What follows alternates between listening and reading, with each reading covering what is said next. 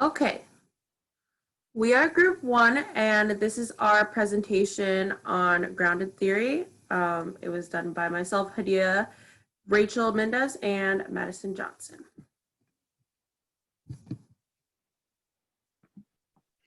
So what is grounded theory exactly? Here are some big defining characteristics of the theory. Grounded theory is a research method for collecting and analyzing data. It's an inductive method. The theory is grounded in actual data, which means the analysis and development of theories happens after you have collected the data. Grounded theory tests the hypothesis by experimentation in the real world. Grounded theory can be used with either qualitative or quantitative data. Grounded theory investigates the actualities in the real world and analyzes the data with no preconceived idea of or hypothesis. And then it suggests that theory emerges inductively from data. All right, so a little brief history on the roots of grounded theory. So these two men pictured here are Barney Glazier and Anselm Strauss, and they worked together in 1965 on a study called Awareness of Dying, which looked at interactions between medical staff and terminally ill patients in hospice. So at this time in the 1960s, research placed a pretty high importance on verifying pre-existing theories rather than generating a theory itself. And quantitative data was what was mostly used because it had a lot of empirical data and things like that. So these two men wanted to bridge the gap between that. And so they made the grounded theory. It took about 2 decades for the grounded theory to gain a wider appreciation, but it did start to gain some momentum. So in this theory, the researcher is supposed to arrive at a hypothesis or theory at the conclusion of the study, and it must be done inductively, which is why it's called the grounded theory, because the theory was grounded in data. And they explained all of their different parts of the methodology in another study a few years later called The Discovery of Grounded Theory. So there's a few types of the grounded theory methods that emerged from the original grounded theory that they made. The first one was the classical, sometimes called Glazerian grounded theory, and the second one was the Straussian theory. So I'm going to show a few differences between the two. The classical one stresses interpretive and contextual nature of the theory development. So basically it uses processes such as open coding, collection of theoretical sampling, and analyzing data just by comparing the data that is gathered constantly. And it allows a focus for the research to emerge after a researcher explores a field or a topic that they want to. But something that's different than a lot of studies that people do today is that the literature review actually comes after the theory is almost complete. So instead of kind of doing research on it before you go in, you would do it after. So Strauss, the other sociologist, kind of took this further and developed it a little differently a few years later. And so he emphasized a highly complex and systematic coding technique. And this allows for an initial literature study. So you can have a little bit of a study going into it that identifies a research problem, but then it still has a theory that emerges after data is collected.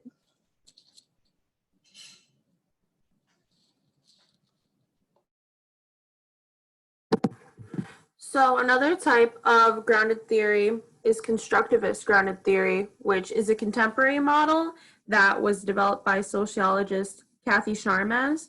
And this is a model that operates under the assumption that a researcher's worldview is subjected and it's socially constructed by their experiences. And it also states that a strong research design has to be consistent with the researcher's worldview. So it's seeking diverse perspectives. It considers the truth conditional, reality is conditional to the researcher's experiences, and it analyzes that researcher's role in the process. It's mainly used in fields of psychology, education, and nursing. And a quote about grounded theory from Glaser and Strauss that describes constructivist grounded theory is that it seeks to construct theory about issues of importance in people's lives.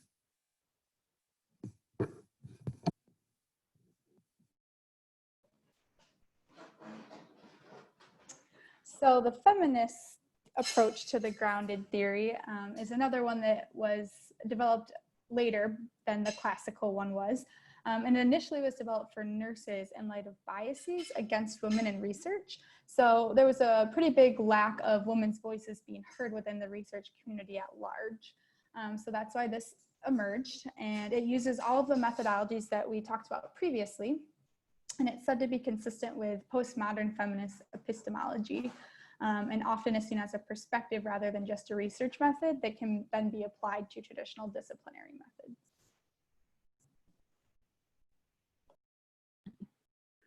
Okay, so the grounded theory process. This is kind of an outline of the process of grounded theory.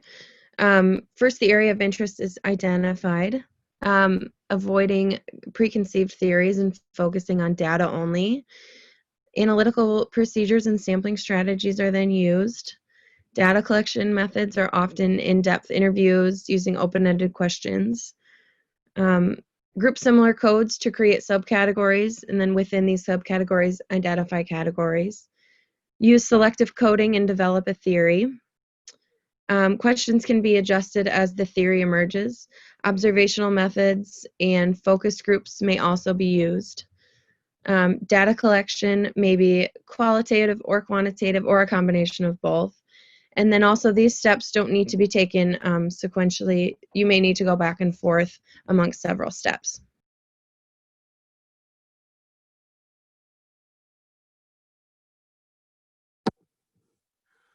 So, like any research method, grounded theory has its advantages and disadvantages. Some advantages that are commonly mentioned are the range of this theory. It can be used across many different fields, as some of the ones that were mentioned before, like nursing and psychology. It's dynamic in nature in the sense that it responds and changes based on conditions, based on the researcher's experiences. And it uses social context to provide a more neutral viewpoint, which is what a lot of researchers do hope for. So those are some key advantages. However, some disadvantages that have been mentioned in literature are that grounded theory has been a bit misunderstood historically, in that the methodology isn't always properly employed in a theory, in a study that's been considered a grounded theory study. So for example, some researchers might have a qualitative study, but they'll consider it a grounded theory study without properly employing all of the methodology from grounded theory. And then when you're doing this method where you're collecting the data first, it can produce very large amounts of data. And from that, it can be difficult to manage this data. It can be difficult to find your categories, define your categories, and kind of your focus. That can be hard when you're dealing with large amounts of data.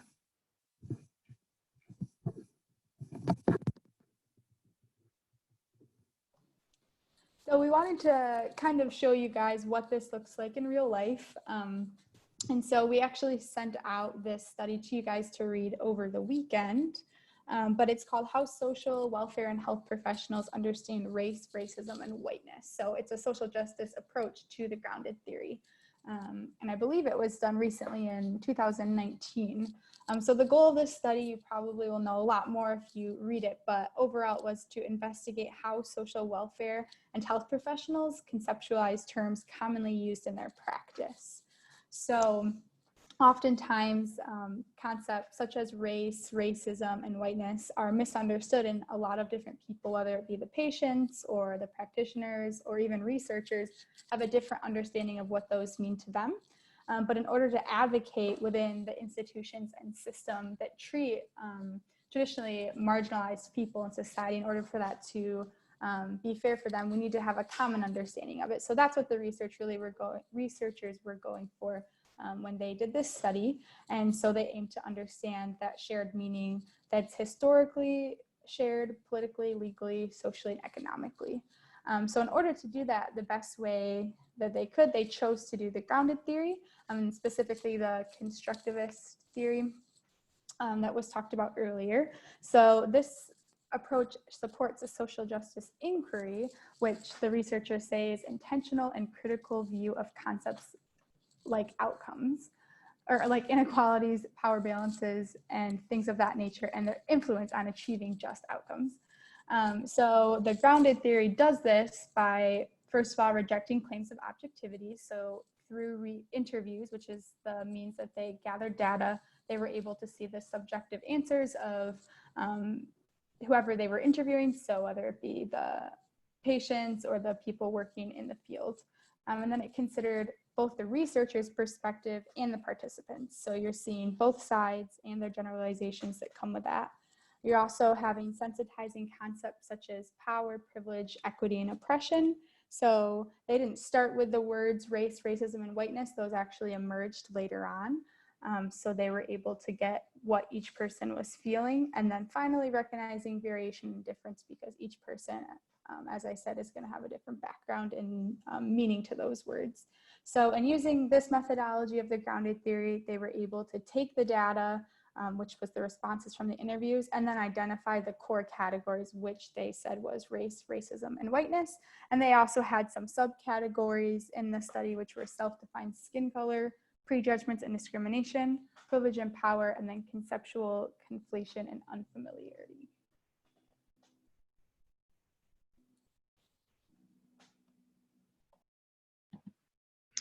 I thought this was a good quote from one of our resources just to wrap up our topic. By using grounded theory and adhering to this as a research method, a theory will be produced that is grounded in your data.